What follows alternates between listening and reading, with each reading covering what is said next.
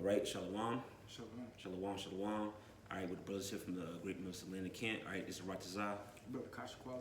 All right, we here with a lesson through the Spirit. You know, but before we get started, we want to give all praises, honor, and glory to Yahweh, by Hashem, Yahweh Shai, by Hashem, Rakakodash. All right, the bonus to the apostles, the elders of the Great Millstone, and Shalom to the elected nation of Israel. All right, so in this particular video, all right, me and the brother, we gonna do a breakdown or do an overview, all right, on the book of Second Esdras, the 11th chapter. All right, me and the brother Kasha Quala, we did a class here for our camp, maybe about a week, maybe 2 weeks ago. You know, we went through it, so we figured through the Spirit, we just put it on wax and do a video. Put it out there for whoever wants to be edified or wants to look into it more in depth, because it's a lot of history. All right, it's a lot of history. It's a lot of research and digging. We just basically did what we did for the class, and brothers was edified. So Lord willing, you be edified as well. So we're gonna start from the top. Lord willing, we're gonna get through the whole chapter also. All right, go ahead. This is Second Esdras chapter 11, verse 1. It says, "Then saw I a dream, and behold, there came up from the sea an eagle which had 12 feathered wings and 3 heads." Right. So this eagle is referring to the Roman Empire. All right. Commonly, when you see the eagle in the scriptures, it's referring to Esau. All right, but primarily the Roman Empire, and the feathers represent 12 different Caesars. All right, or what they call the Julio Claudio dynasty. All right, as well as the Flavian dynasty or the Flavian era. Right, it was 12 different Caesars, and those 3 heads represent the first triumvirate. All right, which is gonna go more in depth into the history of it. All right, go ahead. Come, verse 2. "And I saw, and behold, she spread her wings over all the earth, and all the winds of the air blew on her, and were gathered together." Verse 3. "And I beheld, and out of her feathers there grew other contrary feathers, and they became little feathers and small." Right. So basically, amongst these 12, because the small contrary feather, they're still amongst the 12, but they were small in the sense that they didn't rule as long. All right, or they didn't have that big of an impact compared to the other feathers that might have ruled longer, which is going to go into it. All right, and if you want to jump in with anything too, Come, I'm just gonna get that word contrary okay. real quick.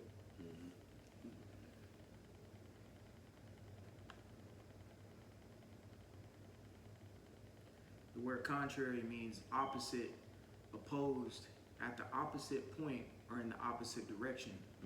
Extremely unlike. All right, most unlike. And it's like the elders say, it's going to continue to go into them contrary feathers, where you're going to understand why they're extremely unlike the other feathers. All right, so I'm going to keep going. Yeah. Verse 4 says, "But her heads were at rest. The head in the midst was greater than the other, yet rested it with the residue." Right, which this is going to, of course, the first triumvirate, which you mentioned, it was really going to Julius Caesar. All right, which he's actually also a feather, even though he's amongst those 3 heads, he's also a feather. All right, and it said that the 3 heads was at rest because, as you read later on in the chapter, the 3 heads they're gonna reemerge. All right, which is going to reincarnation, but we'll explain it as we get close to that point. All right, you want to say something? And the 3 heads are, like the elder mentioned, the first triumvirate. That's Julius, Craxus, and Pompey. That's it. Yep. That's it. Yep. All right. So I'm gonna read verse 4 again. "But her heads were at rest. The head in the midst was greater than the other, yet rested it with the residue." Verse 5. "Moreover, I beheld, and lo, the eagle flew with her feathers, and reigned upon earth, and over them that dwelt therein." Right. So the Roman Empire was basically had control of the known world at that particular time. Correct. All right. Go ahead. Verse 6. "And I saw that all things under heaven were subject unto her, and no man spake against her, no, not one creature upon the earth." Right. Because Rome was a mighty empire. All right. Goes to that, and if you want to get that, James I think 7 of them. I'm already there. Yeah, spirit. You see, Rome was a mighty empire. You had, certain nations that would, behind closed doors, they would try to plot on how they was going to come against Rome, and they're talking, trying to conspire against Rome. But but basically, when they stood toe to toe, when they stood toe to toe with the beast, so to speak, they couldn't do anything. Right. Because Rome was too powerful. All right, go ahead. Right. This is Daniel chapter 7, verse 7. After this I saw in the night visions, and behold, a fourth beast, dreadful and terrible, and strong exceedingly, and it had great iron teeth. It devoured and brake in pieces, and stamped the residue with the feet of it. Mm-hmm. And it was diverse from all the beasts that were before it, and it had 10 horns. Mm-hmm. Oh, Salakia. Let me read. Yeah, that's it. Yep. Daniel 7:7. That's it. Yep. So Rome it had with great iron teeth, Right. stamped the residue going to that mighty military. All right. And Rome was different because Rome was it wasn't established like the other kingdoms, whereas you had to, if you wanted to be the king, you had basically, it was based upon like your lineage, what they call it, like a monarchy, I guess. Like Babylon, the Medo-Persian Empire, even Greece. Those are like monarchies. You had to basically, to come up in the line of a king, you had to be the king's son or be in that family line. Israel is kind of Israel is the same way. Yep. Usually when you read of course in the Kings and the Chronicles, usually after a king reigned, his son came next. Mm-hmm. In most instances. Mm-hmm. Yep. Rome, basically, like that's how we know America is Rome all over again, because you basically vote in. We're just gonna go into that too, which says it spoke from the midst of her body. Right. Going into the we kind of jumping the gun. We'll get it. But basically, Rome, they voted in they Caesars or whatever, or they came together and decided who's going. Basically, the Caesars, they wasn't like that their son came up after them, or they son and they son. It was just like I got a quick precept. Yep. First Maccabees chapter 8 verse 15. Mm-hmm. Yeah, it says, moreover, how they had made of themselves a senate house, wherein 320 men sat in the council daily, consulting always for the people, to the end they might be always ordered. Verse 16, and that they committed their government to one man every year, who ruled over all the country, and all that were obedient to that one, and that there, Salakia, it says, and that there was neither envy or emulation among them. So even that goes to show you. That's it. That's an explanation of America. I'm just speaking of today, but that's what Rome did as well. Pretty much there is a group of, you got the House of Representatives, what is like 290 elected members, something like that. That really pretty much consult amongst one another. Right. And you see the Republicans and Democrats always trying to get a seat into the House. So either the Republicans could be the dominating party, or the Democrats being the dominating party, and therefore that dictates who's going to be the next president, whether it be a Democrat or Republican. They consult one another on the behalf of the people. That's right. All right. So really, what America pushes as a democracy or whatever, that people can vote. That's not the case, because there's always a select heads of men, that pick who's going to be in the next seat, and that's what Rome did. Yep. All right. It didn't matter what line you came from. It didn't matter if you were Julius Caesar's son. It's who they think is the best fit for the next ruler. That's right. I'm gonna read. We're in verse. I'm gonna read verse 5 again. Yeah. This is 2 Esdras chapter 11 and 5. Moreover, I beheld, and lo, the eagle flew with her feathers, and rained upon the earth, and over them that dwelt therein. Verse 6, I saw that all the things under heaven were subject unto her, and no man spake against her, no, not one creature upon the earth.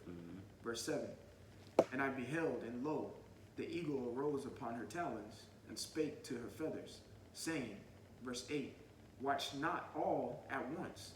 Sleep every one in his own place, and watch by course. Right. In other words, the 12 Caesars, they didn't have any type of joint alliance, so to speak. They all ruled in a separate time. You know, the Most High raised up one, he fall. Raised up another one, he fall. He raised up another one, he reigned in his time, he fall. They was all like in their own lot. All right, that's what that verse means. Go ahead. Verse 9, but let the heads be preserved for the last. Mm-hmm. Verse 10. Right, which is going back to the which would be the first triumvirate.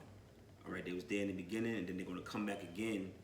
All right, in the midst of this timeline of Caesars. All right, go ahead. Verse 10, and I beheld, and lo, the voice went not out of her heads, but from the midst of her body. Right, and like an elder brother brought out in the class, he brought out beautifully. You know, that was going to that Senate. You know, they read in what's that? You read First Maccabees 8 and 15. First Maccabees 8 and 15. All right, the Senate is who dictate who rules next. All right, so they was the ones that was ordering everything. That's why I said it said this voice came not from the heads, but from the midst of her body. The body represents the Senate. All right, that's a part of this ego structure, if you will. All right. Okay. Verse 11, and I numbered her contrary feathers, and behold, there were 8 of them. Verse 12, and I looked, and behold, and I looked, and behold, on the right side there arose one feather, and reigned all over the earth. Right. Over all the earth. It's just one feather is referring to Julius Caesar. Okay, which, you know, a lot of historians will say that the first Caesar was Augustus, because they say Julius Caesar was a dictator. Technically wasn't but he was a Caesar. All right, that's where they get the name. Which Caesar was actually his real last name. All right, and that's where you get the term Caesar from Julius Caesar. He was the first. All right, and it said what? Read it again. It says, verse 12, and I looked, and behold, on the right side there arose one feather, and reigned over all the earth. Right, and Julius Caesar, meaning the known earth at that time. Right, because Rome didn't, you know, they didn't know about the Americas. They didn't know, you know what I'm saying? Right. They only ruled that known world at that time. Go ahead. Verse 13, and so it was that when it rained, though end of it came, and the place thereof appeared no more, so the next following stood up and reigned and had a great time. Right, so after he reigned for his period of time, he died, and then the next one came up, all right, and said he ruled for a great time. This would be Augustus Caesar. Correct. All right, which among these 12, he ruled the longest, all right? Which, again, some scholars will say, like on Wikipedia, it would say, 40, I think it says 40 years. But a lot of other sources will tell you, 44 years, 45, damn near close to 50 years, man. This guy was in power, all right? So all the scriptures giving you the starting point, and it's giving you the timeline going all the way towards the end, all right? So this next Caesar would be Augustus Caesar, okay? Which, like we brought out, this was the Caesar that was in power during the time of Yahweh Shai, all right? All right. Yeah, if you want to, you might as well. This is Luke chapter 2. I'll start at verse 1. No, you got it. This is Luke chapter 2 and 1. It says, and it came to pass in those days that there went out a decree from Caesar Augustus that the whole world should be taxed. And that Yeah. goes, No, go ahead. You got it. Oh, that goes to show you the time frame when Yahweh Shai came, and that goes to show you the validity of the scriptures, showing that Augustus Caesar was actually written about in the scripts. That's right. All right, that shows you that, because a lot of people will say the scripts aren't real, make believe, but there's actual real people such as Caesar Augustus. Exactly. You can read the second verse in here. It speaks about a Cyrenius. You can look that individual up because Cyrenius is the title. Also, it speaks about Felix, Agrippa. There's a lot of names. Alexander the Great speaks about King Philip II, which was Alexander the Great's father. All right, so this proves to you that Caesar Augustus was during the time of Yahweh Shai. Yep. see here. Yeah, you got it. So it says, verse 14, in it, 2nd Esdras 11 and 14, and it happened that when it rained, the end of it came also, like as the first, so that it appeared no more. Mm-hmm. Then came there a voice unto it, and said, Hear thou that hast borne rule over the earth so long, this I say unto thee, before thou beginnest to appear no more. Verse 17, there shall none after thee attain unto thy time, neither unto the half thereof. Right, and that's proof. That's pinpoint facts. Right, none of these Caesars reigned as long as Augustus Caesar did, man. Neither to the halftime. All right, we're just gonna go into that in the following Caesar. It's gonna mention him briefly. You jab something? Okay. I mean, yeah. I'll just bring it. This is something real quick because what we're going into, whenever the script in here, I'll read it again. Starting at verse 14, it says, "And it happened that when it rained, the end of it came also." The scripts are speaking in dark sayings. It's not going to specifically tell you. You got to do your own diligent studies. Exactly. When it says it, that's speaking about an individual, which is Augustus. I just wanted to bring this out real quick in the book of Proverbs, chapter 1. It says, I'll just read it swiftly. Proverbs 1 and 1. The Proverbs of Solomon, the son of David, king of Israel, to know wisdom and instruction, to perceive the words of understanding, to receive the instruction of wisdom, justice and judgment and equity, to give stability to the simple, to the young man knowledge and discretion. A wise man will hear and will increase learning, and a man of understanding shall attain unto wise counsel. All right, to understand the proverb and the interpretation, the words of the wise and their dark sayings. Correct. So everything from verses 1 through 5 is what you need to do to understand the proverb and the dark saying. Right. Yes, even the little word "it" in the script is a dark saying. Because what is that "it"? Of course, which the elder just broke down, that it is Augustus. So when you read this, you can almost, kind of read it as in, it says, "And it happened that it rained," or that when Augustus reigned. So you can understand the scripts a little better. That's right. All right. So verse 16, no, 17. Okay. 2nd Esdras 11 and 17. There shall none after thee attain unto thy time, neither unto the half thereof. Verse 18. Then arose the third and reigned as the other before, and appeared no more also. Right. So according to the timeline, that would be Tiberius. All right. Tiberius Caesar, which according to Wikipedia, he ruled for 22 years. All right.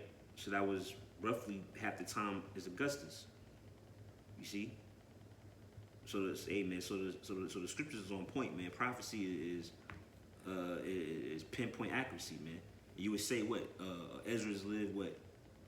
I think he got this dream or vision of is that about 500, 600 years, something like that? Yeah. If I'm not mistaken. I think Ezra. I can't remember the exact. Yeah. Ezra was around the time, during the time of the. Matter of fact, it was about like, he probably got it around like 587, 597 BC, during the time of Cyrus. That was pretty much because he was during the time of the transition, right, between the Chaldean Babylonians and the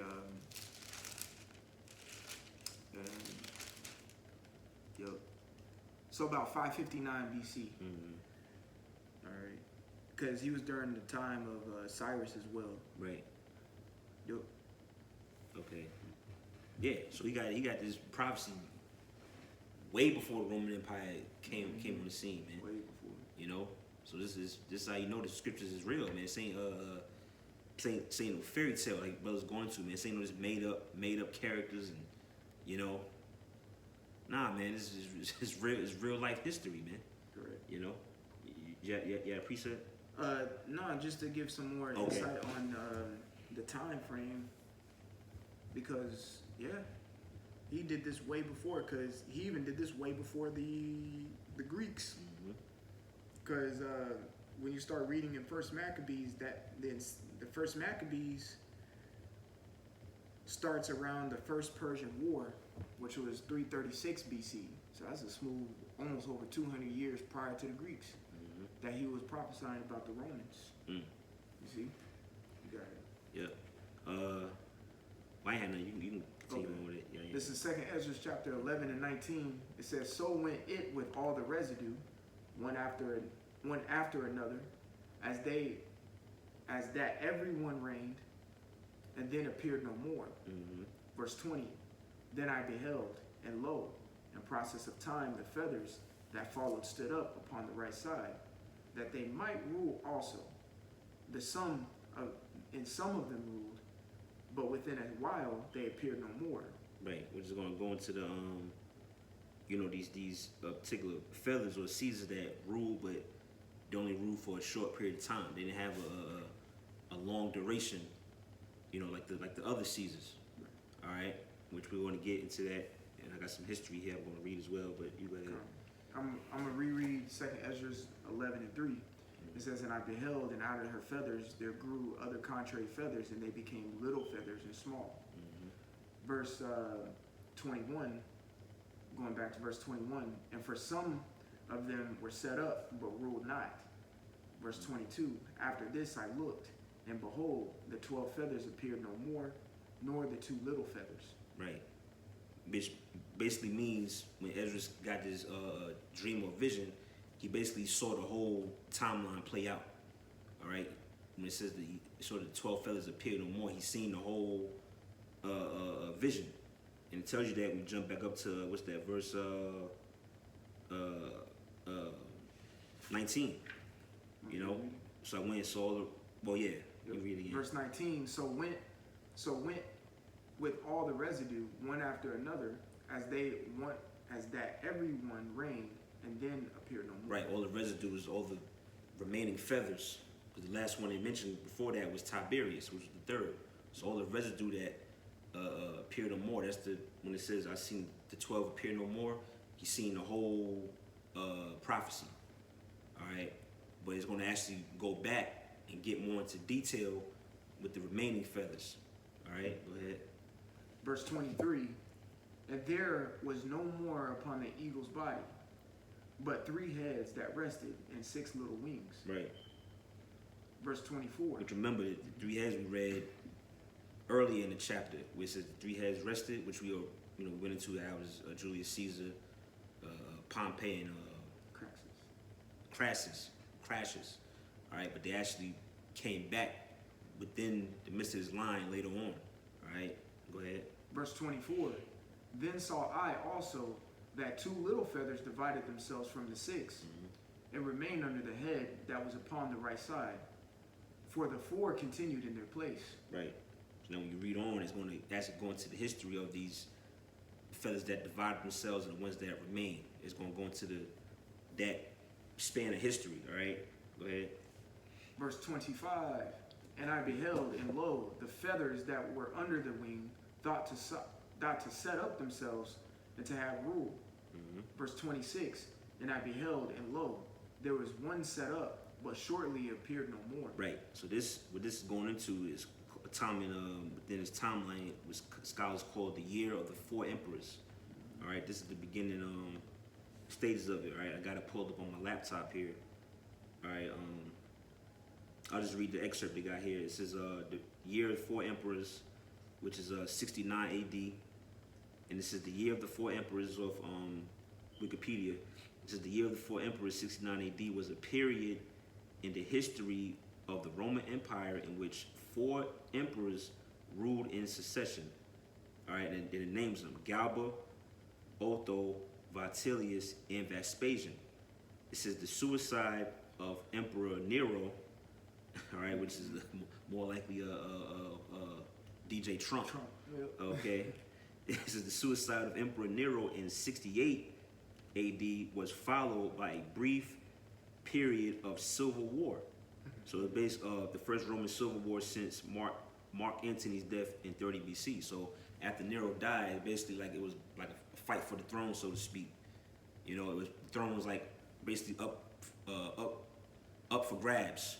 You know, so you had a lot of conspiracy, a lot of backstabbing, a lot of conspiring and setting this guy up and getting him killed, and you know he ruling for damn 2 months, and then he getting knocked off. Right. It was all out chaos, man. All right, and but the scripture's gonna go into that. All right, do you have anything? Nah. Okay, you go back to what was that Verse 26. Yep. All right, say Esdras 11 and 26. And I beheld, and lo, there was one set up, but shortly it appeared no more. Right. So this one that was set up is referring to Galba. All right, which he again according to Wikipedia, he came into power June 8th, 68 AD.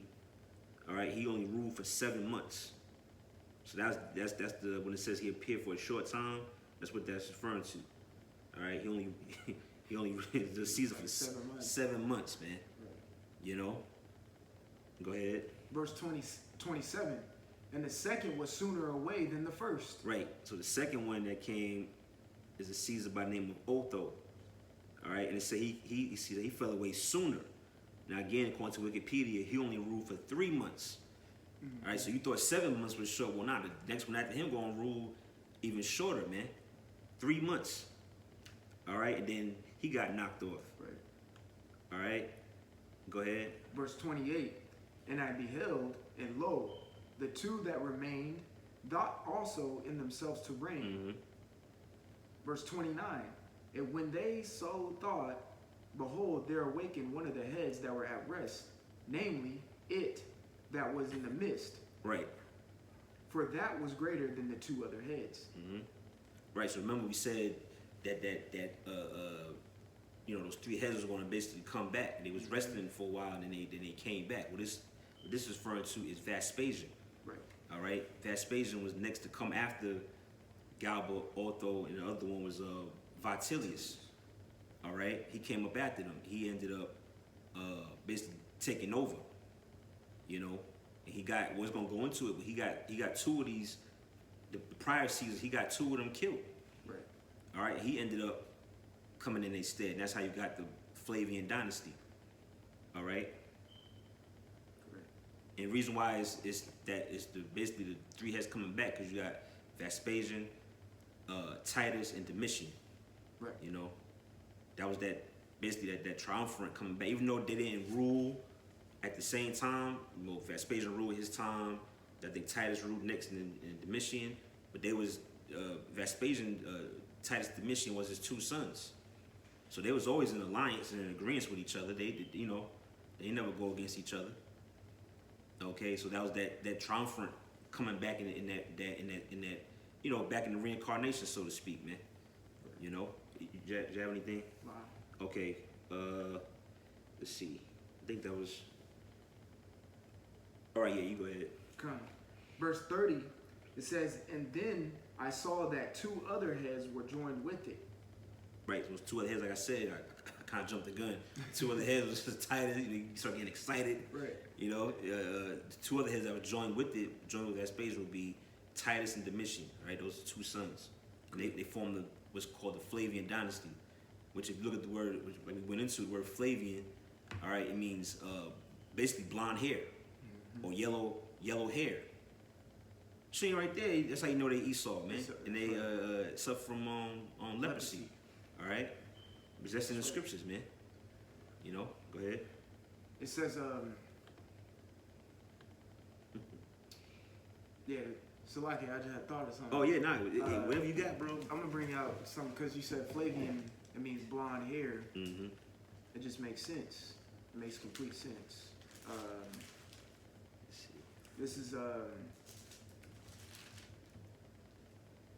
is Genesis chapter 36, verse 8.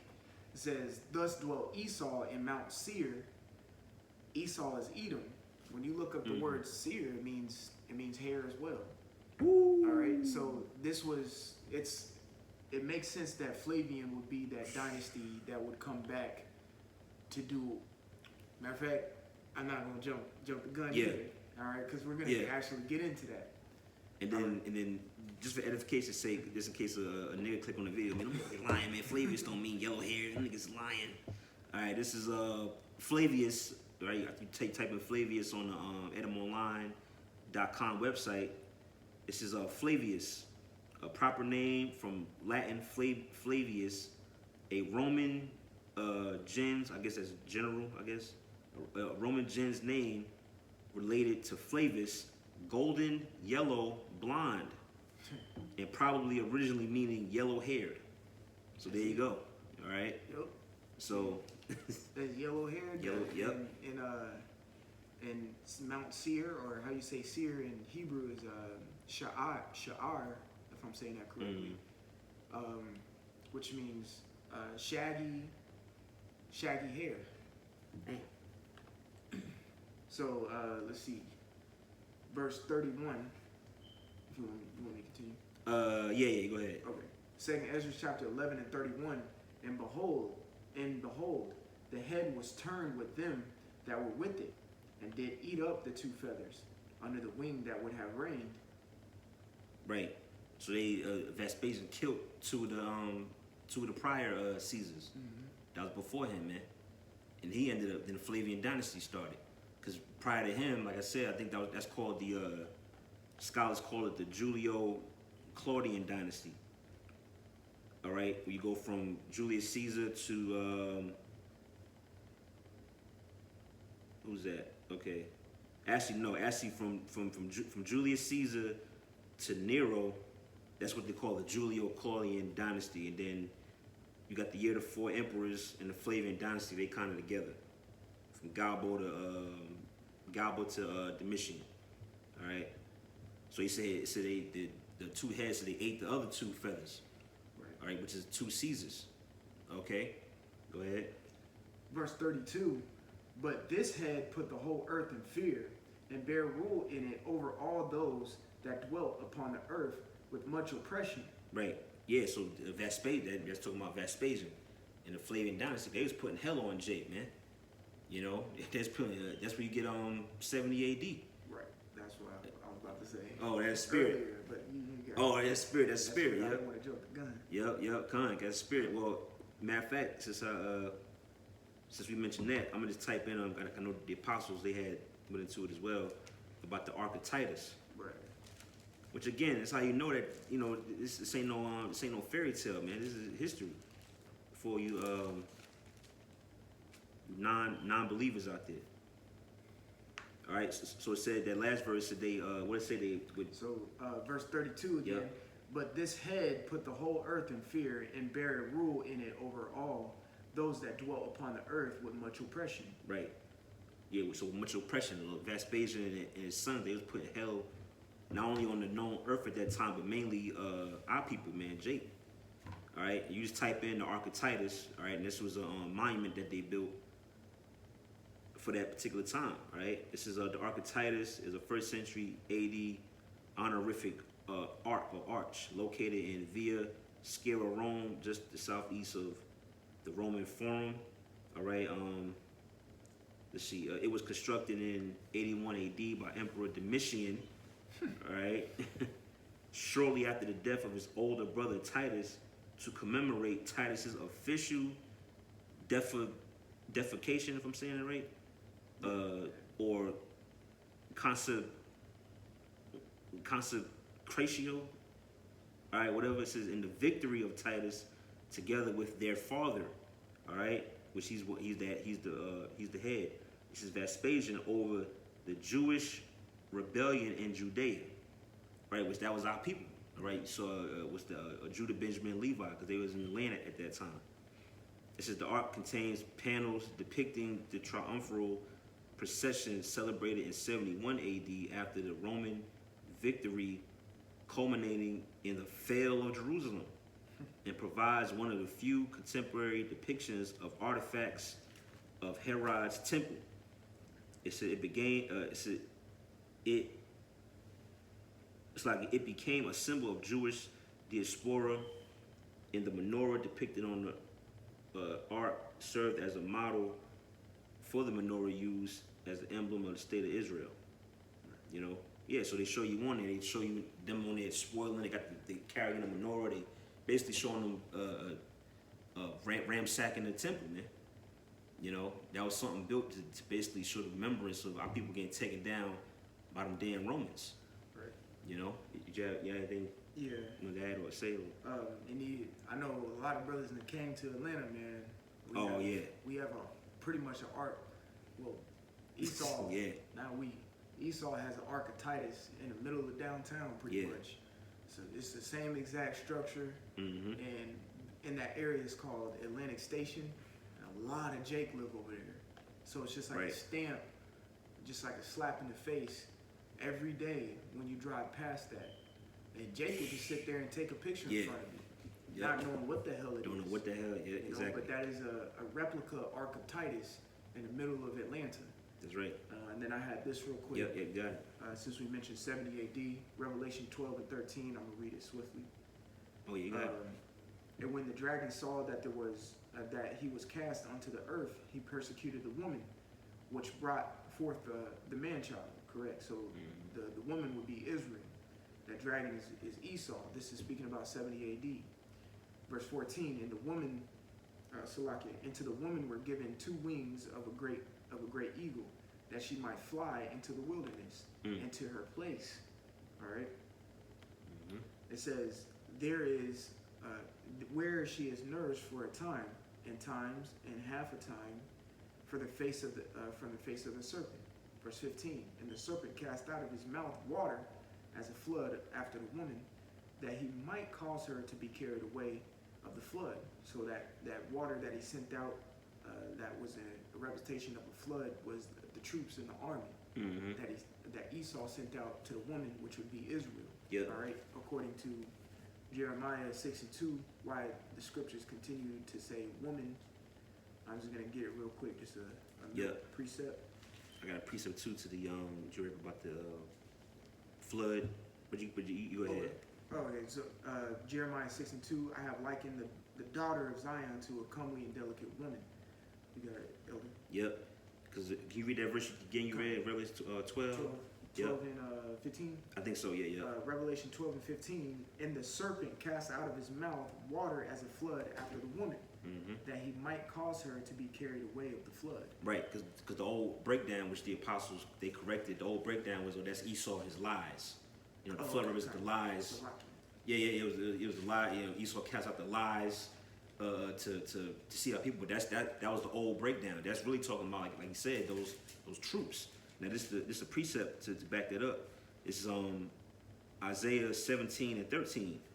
It says, the nations shall rush like the rushing of many waters, but the Most High shall rebuke them. And that's talking about right now, because back then the Lord allowed the Esau to basically get the upper hand on us, so to speak, because we had to go into slavery. We had to fall away and go through that prophecy, so to speak. But in this time, when Esau come with them troops, all right, the Most High going to lift up a standard for his elect. Right. But the point is, floods is a metaphor for like military, the army, or troops coming. It says 13 again, the nations shall rush like the rushing of many waters, but the Most High shall rebuke them, and they shall flee far off, and shall be chased as the chaff of the mountains before the wind, and like a rolling thing before the whirlwind. And that's a future prophecy talking about in these times, man. Right. Because Esau going to try to rush, try to kick in doors and grab brothers up, but little do they know, man, brothers going to get spiritual power. Right. All right, or the Lord will do something where they, I don't know, man. They might start bugging out, catch Caesars, and the guns might jam. Right. And you blink your eye, you somewhere in Cali at Mike Aller house. I don't know, With Dawadai. Yeah, with the brother Dawadai, man, or whatever, man, or you in Dallas or whatever. So the Lord gonna lift up standards, man, for brothers, man. But the point of that was just to show that that flow is talking about those Roman soldiers and troops, God. Yeah. It says, verse 16, and the earth helped the woman. Right. just a quick Yep. just a quick synopsis of that. It says the earth helped the woman. That goes when you read that book, 10 book to Babylon. Babylon and Balance up too. 10:2. Yep. It talks about how 1 million or so Israelites fled out of Judea during that time when they came down to pretty much, take over when Vespasian and Titus came down to take it over. So the earth helped the woman.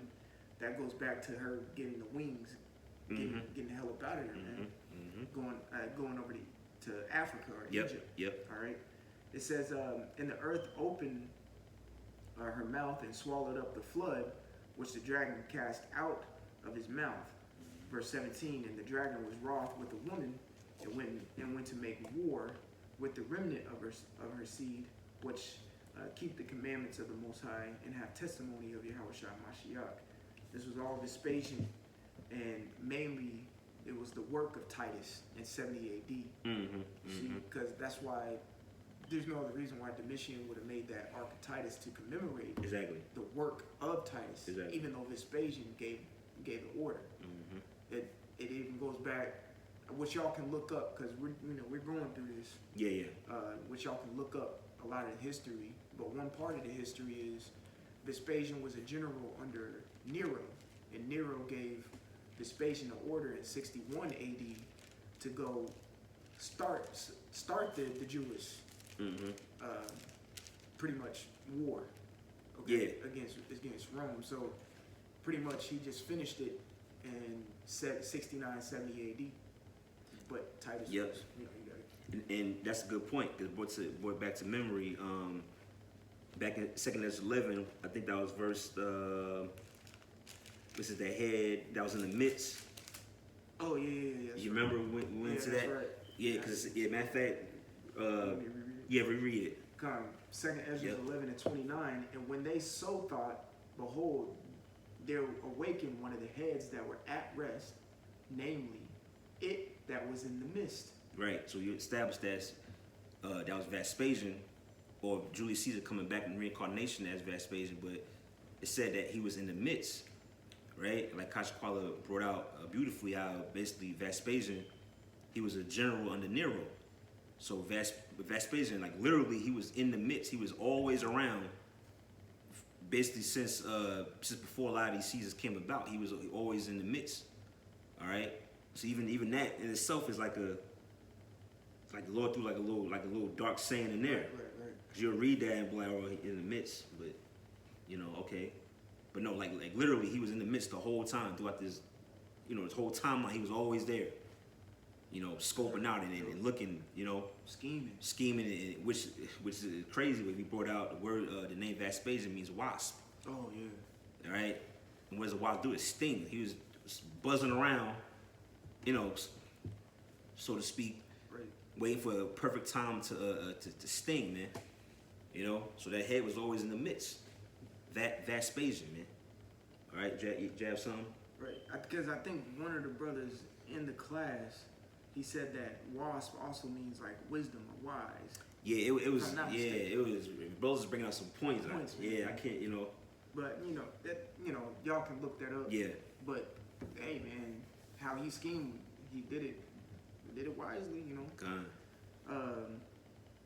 We'll go back to verse 32, 2 Esdras 11 and 32.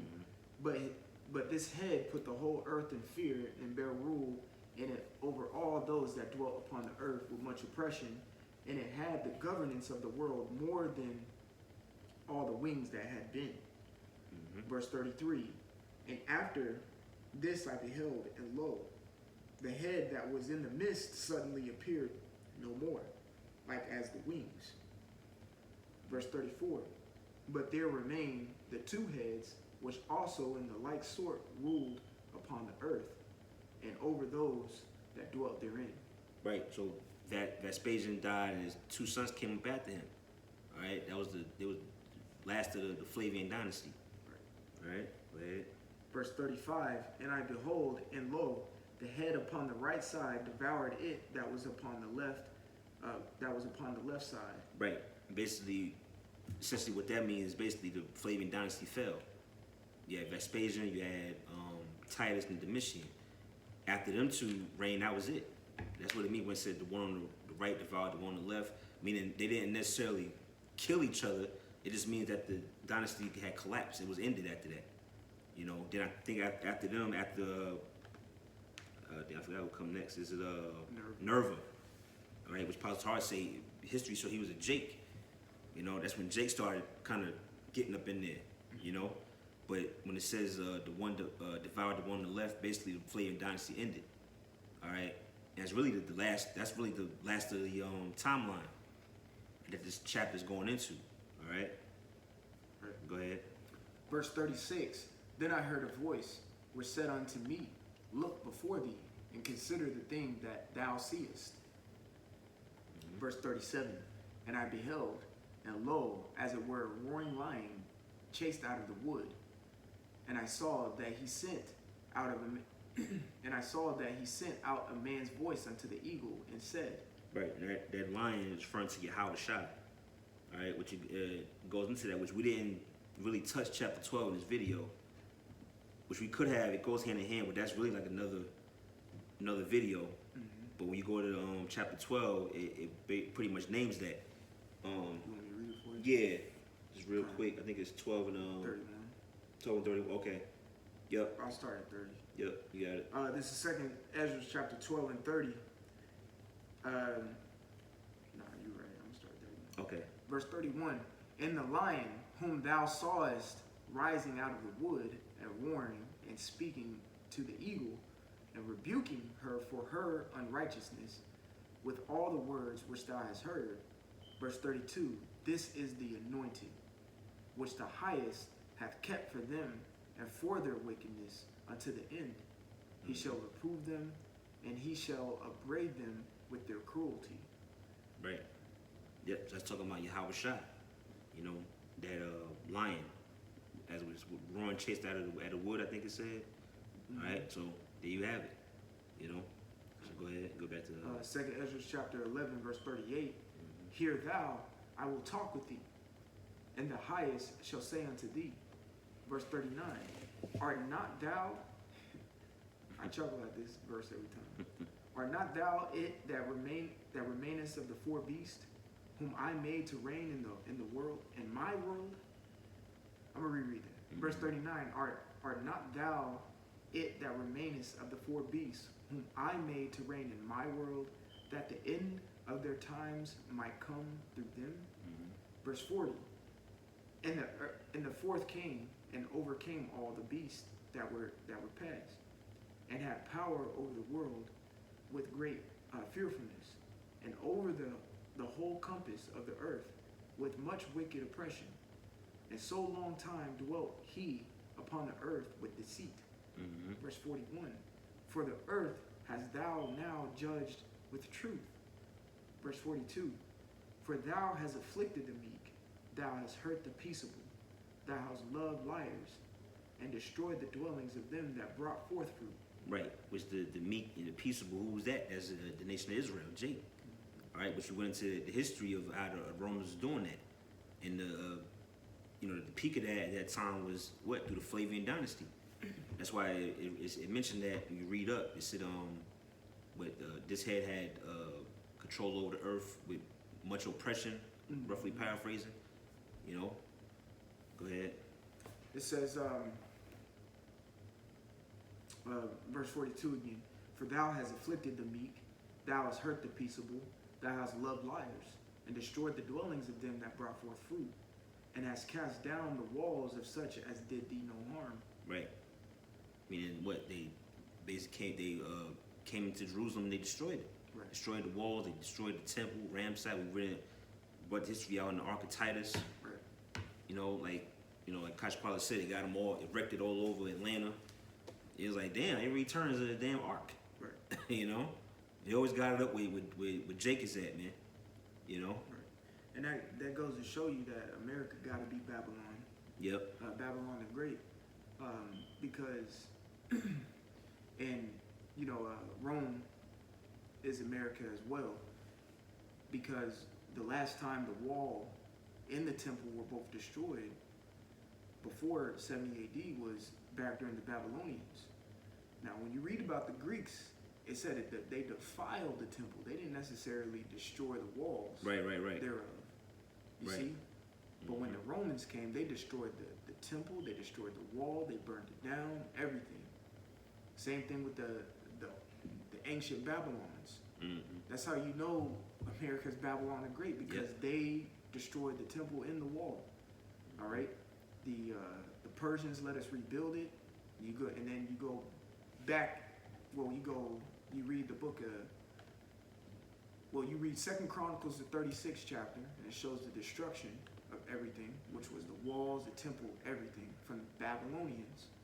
Then you read the book of Ezra in the Bible, and that goes into the building of the temple again. And then you go to the book of Nehemiah, which is the building of the wall again. It wasn't destroyed again until the Romans came. That's how you know this is America gotta be the same thing, man. All right. So verse 43, it says, "Therefore is thy wrongful deal, Salakia." Yeah. 2 Esdras 11:43. "Therefore is thy wrongful dealing come up unto the highest, and thy pride unto the mighty." It says, "The highest also hath looked upon the proud times, and behold, they are ended, and the abominations are fulfilled." Right. Now remember, the subject matter is still these 12 feathers. That's it. You know, it's referring to this particular timeline. Because you would read this and think, this guy's talking about America. Which I see how you can apply it. 'Cause like we just said, America is Rome reincarnated. But for the, like Christians say, you gotta read it within the context. Right. The context, the context of it is still these 12 feathers at the end of this particular era. All right, these are the proud times that he's speaking about here. All right, you have something? Just something real quick. You got it. Because it says, verse 43, it says, "Therefore is thy wrongful dealing come up to the highest, and thy pride into the mighty." This is Obadiah, the 4th verse. It says, "Though thou exalt thyself as the eagle, and though thou set thy nest among the stars, thence will I bring thee down, saith the Lord." I'm just applying that script, Right. Because it shows the pride. Well, when you go into verse 3, it talks about the pride of thine heart. It shows that it's ultimately came up to the Lord, and he notices it, and he's going to bring it down. All right, not giving a full breakdown of that Obadiah. I'm just applying it. Right. Verse 44 again, it says, "The highest," 2 Ezra 11:44. 11:44. Yeah. "The highest also hath looked upon the proud times, and behold, they are ended, and his abominations are fulfilled." Verse 45, "And therefore appear no more thou eagle, nor thy horrible wings, nor thy wicked feathers, nor thy malicious heads, nor thy hurtful claws, nor all thy vain body." Right. So the Lord, basically, like I said, that era of the wicked ass Edomite Caesars came to an end. They appeared no more. And like we said, after that, that's where you get Jake. All right, which I was pulling up as you was reading that. Like you said, after Domitian, you get Nerva, which he was that was the start of what they call the 5 good emperors, which was Jake's. Nerva. Let me see, where we at? Yeah, Nerva, Trajan, Hadrian, Pius, and Marcus Aurelius. Which I know a lot of brothers familiar with Marcus Aurelius, with the whole, Stoic, the Stoic quotes and stuff like that. All right, those are Jake's. You go ahead. Right. It says,